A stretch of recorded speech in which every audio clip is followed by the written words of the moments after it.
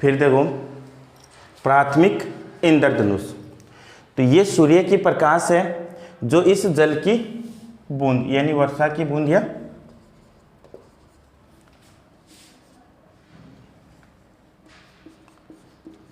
जल बूंद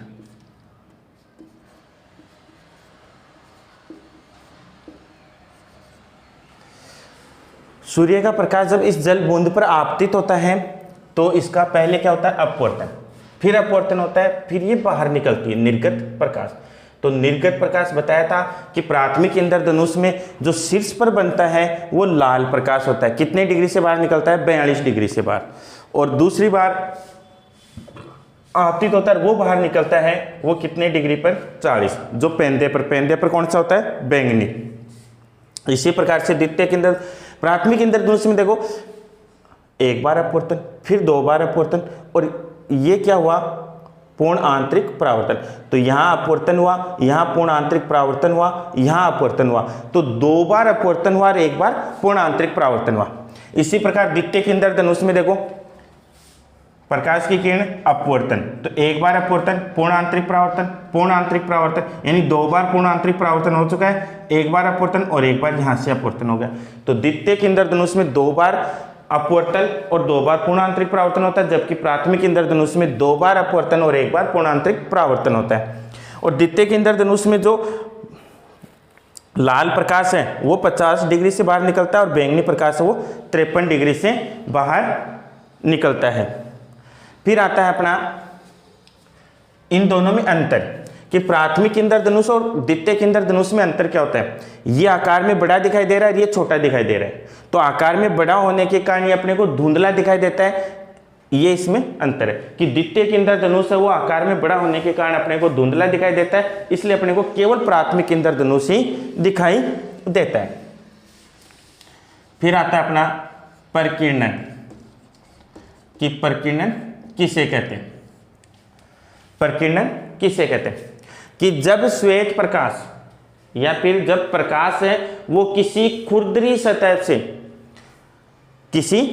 सतह पर आपतित होता है, तो आपतन के पश्चात वहां से परावर्तित होकर सभी समान दिशाओं में न जाकर भिन्न भिन्न दिशाओं में फैल जाता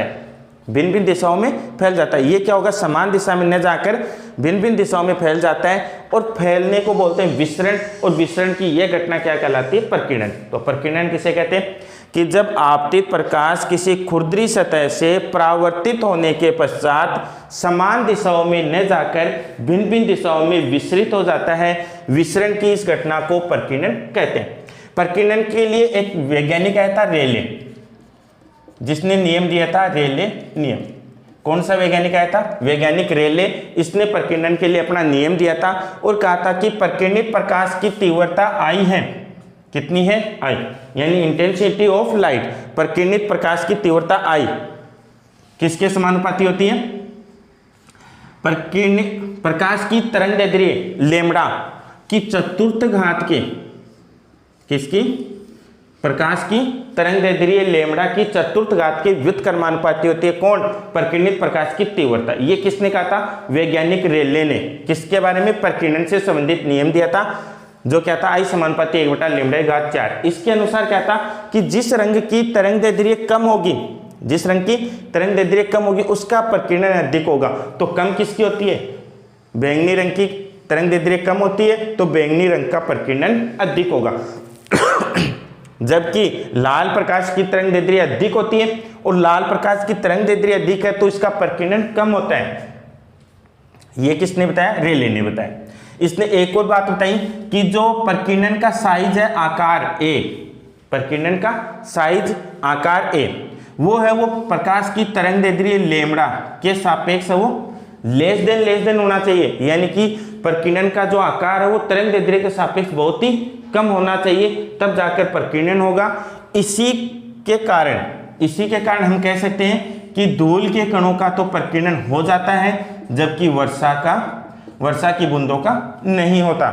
किसका होता है? केवल धूल की बूंदों का। किस कंडीशन के अनुसार? ए के अनुसार, क्योंकि यदि आकार है वो क्या होगा? छोटा होगा तरंगदैर्घ्य के तुलना में, तब तो उसका प्रकीर्णन हो जाता है, और जब आकार बड़ा हो जाता है तब तरंग दैर्ध्य की तुलना में तब उसका प्रकीर्णन नहीं होता। फिर आते हैं अपने प्रकीर्णन के उदाहरण। प्रकीर्णन के उदाहरण, पहला उदाहरण है कि आकाश का रंग नीला दिखाई देना। कि क्या कारण है कि आकाश का रंग नीला दिखाई देता है?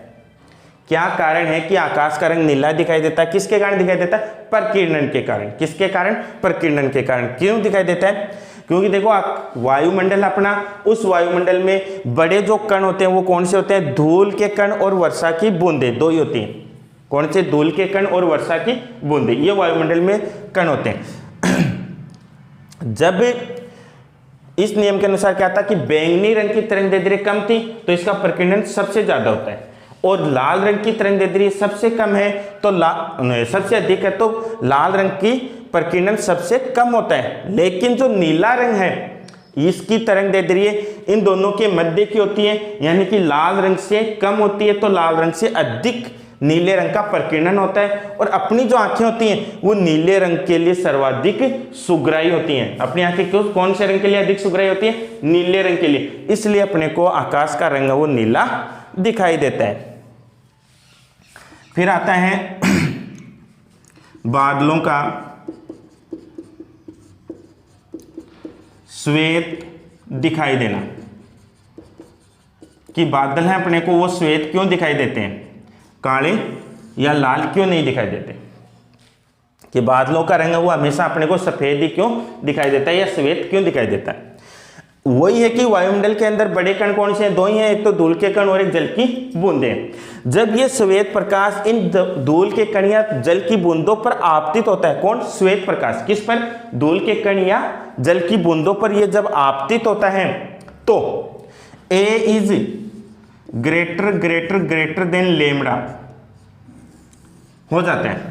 क्या हो जाता है? A is greater greater than lambda होते ही ये जो श्वेत रंग जब इन बूंदों पर आपतित होता है तो श्वेत रंग सभी रंगों के लिए समान रूप से प्रकीर्णित होता है। सभी रंगों के लिए समान रूप से प्रकीर्णित होता है, तो वो रंग तो गायब हो जाते, केवल श्वेत प्रकाश आपतित हुआ था तो अपने को श्वेत प्रकाश ही दिखाई देता है। यानी कि इसलिए बादलों का रंग वो श्वेत दिखाई देता है। क्यों? क्योंकि वायुमंडल में धूल के कण हैं, जल की बूंद हैं, उन पर जब श्वेत प्रकाश आपतित होता है, कौन सी स्थिति में? A is greater greater than lambda की स्थिति में, तब ये श्वेत प्रकाश सभी रंगों की तरंग दैर्ध्यों के लिए समान रूप से प्रकीर्णित हो जाता है। इसलिए अपने को बादलों का रंग है वो श्वेत दिखाई देता है। फिर है एक और उदाहरण है कि सूर्योदय व सूर्यास्त, सूर्योदय व सूर्यास्त के समय सूर्य का लाल या रक्ताभ दिखाई देना। कि क्या कारण है कि सूर्योदय व सूर्यास्त के समय सूर्य वो अधिक लाल दिखाई देता है, बाकी का जो समय होता है उससे उसकी तुलना में अपने को ज्यादा लाल दिखाई देता है। क्या कारण है? इसका कारण भी क्या लिखेंगे अपन? प्रकीर्णन लिखेंगे। क्यों लिखेंगे? क्योंकि सूर्योदय और सूर्यास्त के समय पहले वाले वीडियो में मैं बता चुका हूं, जब अपवर्तन हुआ था उस दौरान के सूर्य उदय और सूर्यास्त के समय 2 मिनट पहले और 2 मिनट बाद में सूर्य अपने को दिखाई देता है। यानी कि पहले क्यों दिखाई देता है? वो क्षैतिज के ऊपर प्रतिबिंब बनता है और उसमें क्षैतिज के नीचे बनता है, यानी दूरी बढ़ जाती है। तो इस दौरान सूर्योदय और सूर्यास्त के समय सूर्य की जो प्रकाश की किरणें आपतित होती हैं उनको वायुमंडल में अपेक्षाकृत अधिक दूरी तय करनी पड़ती है। क्या करनी पड़ती है? अधिक दूरी तय करनी पड़ती है। तो बाकी जो रंग हैं उनका तो सभी का प्रकीर्णन हो जाता है, लेकिन लाल रंग का प्रकीर्णन नहीं होता। इसलिए अपने को सूर्योदय और सूर्यास्त के समय सूर्य का रंग लाल दिखाई देता है। और यही कारण है कि जितने भी डेंजर वाले, जहां पर लिखा रहता है खतरनाक, डेंजर, वहां पर लाल रंग का प्रयोग किया जाता है। फिर आती है अपनी आंख, जिसको नेत्र कहा जाता है, जिसको नेत्र कहा जाता है। तो आंख और नेत्र के बारे में पढ़ रहे हैं, तो एक बार इनको वापस बता देता हूं कि प्राथमिक इंद्रधनुष में जो निर्गत प्रकाश है वो लाल प्रकाश तो 42 डिग्री से बाहर होता है, निर्गत होता है, और बैंगनी प्रकाश 40 डिग्री से निर्गत होता है। द्वितीयक इंद्रधनुष में लाल प्रकाश है वो 50 डिग्री से निर्गत होता है, बैंगनी प्रकाश 53 डिग्री से निर्गत होता है। प्राथमिक इंद्रधनुष में 2 बार अपवर्तन, 1 बार पूर्ण आंतरिक परावर्तन होता है। द्वितीयक इंद्रधनुष में पूर्ण आंतरिक परावर्तन और अपवर्तन दोनों ही 2 बार होते हैं। द्वितीयक इंद्रधनुष अपने को दिखाई क्यों नहीं देता? क्योंकि आकार में बहुत ही बड़ा होता है, इसलिए धुंधला दिखाई देता है, जो हमें स्पष्ट रूप से दिखाई नहीं देता है। प्रकीर्णन किसे कहते हैं? प्रकीर्णन किसे कहते हैं? कि जब प्रकाश किसी खुरदरी सतह पर आपतित होता है तो वहां से परावर्तित होकर सभी दिशाओं में न जाकर, गलत। जब प्रकाश किसी खुरदरी सतह पर आपतित होता है तो उस खुरदरी सतह से परावर्तित होकर समान दिशाओं में न जाकर अलग अलग दिशाओं में फैल जाता है, और फैलने की इस घटना को ही प्रकीर्णन कहते हैं।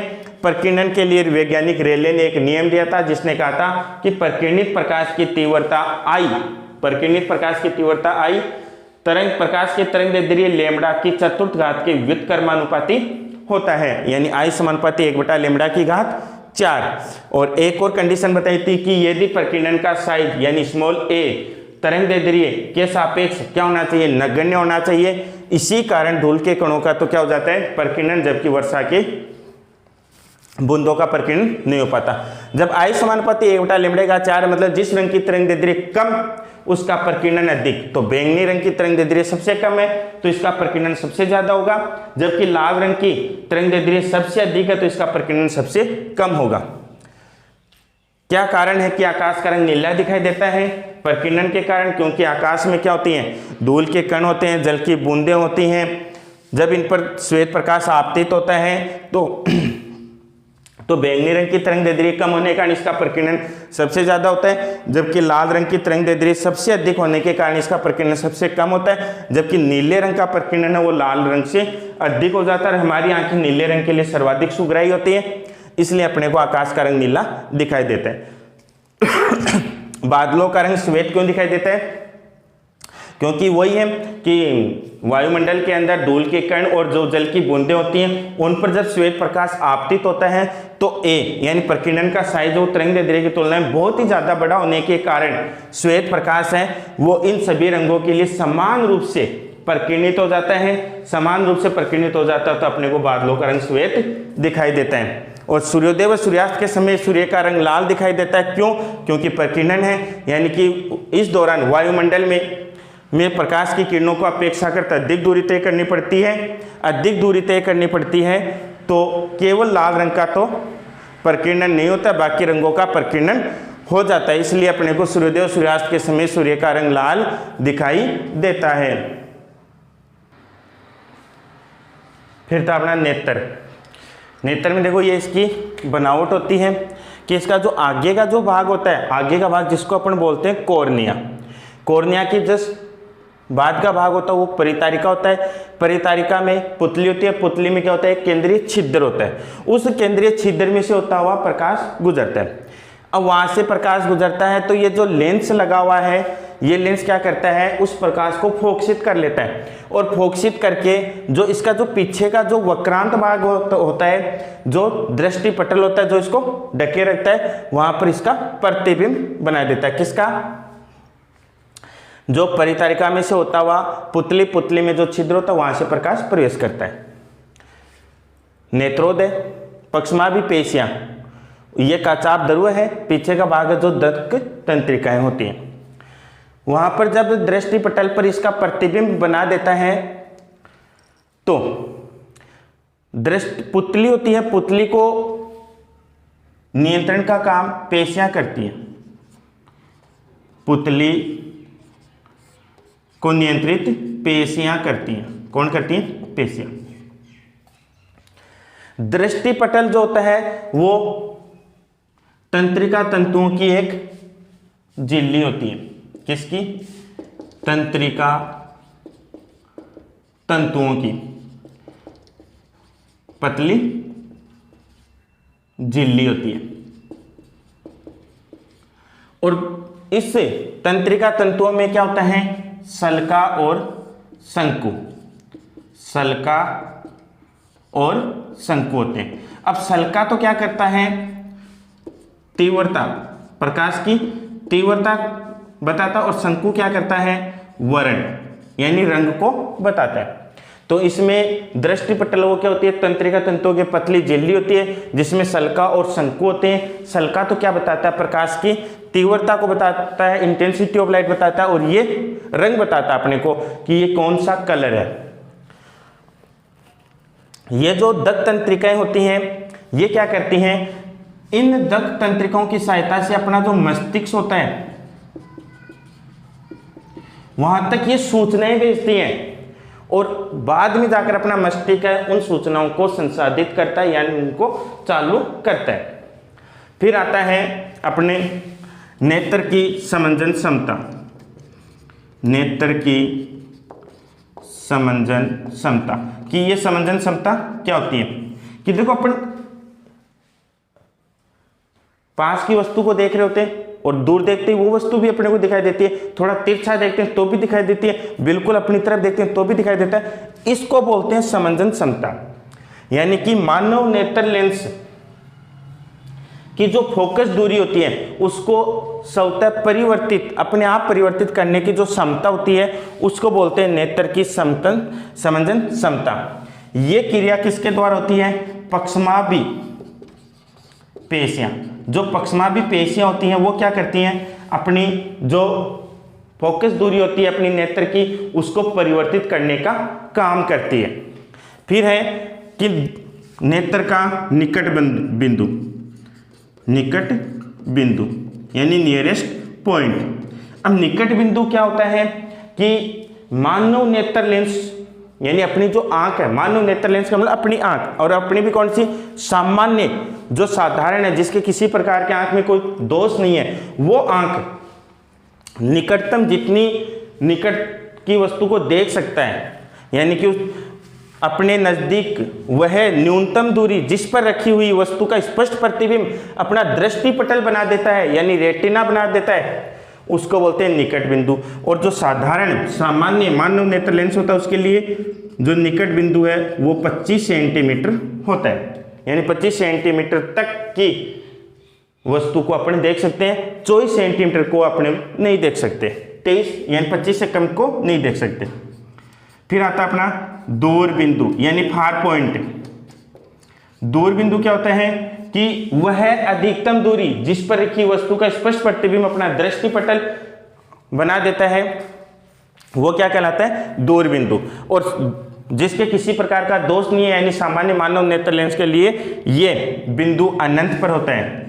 कहां पर होता है अनंत पर होता है। फिर आती है अपनी दृष्टि परास, दृष्टि परास यानी मानव नेत्र लेंस द्वारा देखने की न्यूनतम दूरी और अधिकतम दूरी के अंतर को ही दृष्टि परास कहते हैं। यानी निकट पॉइंट माइनस फार पॉइंट दोनों को घटा देंगे तो अपनी दृष्टि परास आ जाती है। ये थी अपनी आंख कि आंख में क्या क्या होते हैं, ये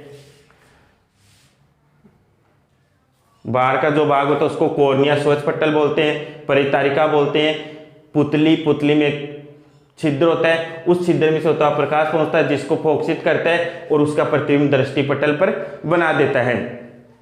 अंदर का चाप ध्रुव बना रहता है, दक तंत्रिकाएं होती हैं, दृष्टिपटल है वो तंत्रिका तंतु की एक पतली झिल्ली होती है। इसमें अपने को दो दिखाई देंगे, एक तो सल्का और एक शंकु। सल्का का काम होगा प्रकाश की तीव्रता बताने का और शंकु का काम होगा प्रकाश के वर्ण को बताने का। दक तंत्रिकाएं होती हैं वो जितने भी सिग्नल हैं उनको अपने मस्तिष्क तक भेजता है और मस्तिष्क उनको सुचारू करता है। फिर होता है कि जो अपने मानव नेत्र लेंस की जो फोकस दूरी है उसको अपने आप परिवर्तित करने की जो क्षमता होती है उसको नेत्र की समंजन क्षमता कहते हैं। ये क्रिया किसके द्वारा की जाती है, पक्षमाभि पेशियों के द्वारा की जाती है। और यदि व्यक्ति की वह न्यूनतम दूरी जिस पर रखी वस्तु का स्पष्ट प्रतिबिंब बन जाए उसको बोलते हैं निकट बिंदु। ये साधारण व्यक्ति के लिए 25 सेंटीमीटर होता है। 25 सेंटीमीटर से कम की वस्तुओं को, पास की वस्तुओं को अपन नहीं देख सकते। दूर बिंदु वह अधिकतम दूरी जिस पर रखी वस्तु का स्पष्ट प्रतिबिंब मानव नेत्र लेंस पर कि दृष्टि पटल पर बन जाता है वो दूर बिंदु होता है, और सामान्य मानव नेत्र लेंस के लिए ये दूरी अनंत पर होती है, यानी कहीं तक भी देख सकता है। और निकट बिंदु और दूर बिंदु के अंतर को क्या कहते हैं? दृष्टि परास। तो ये नेत्र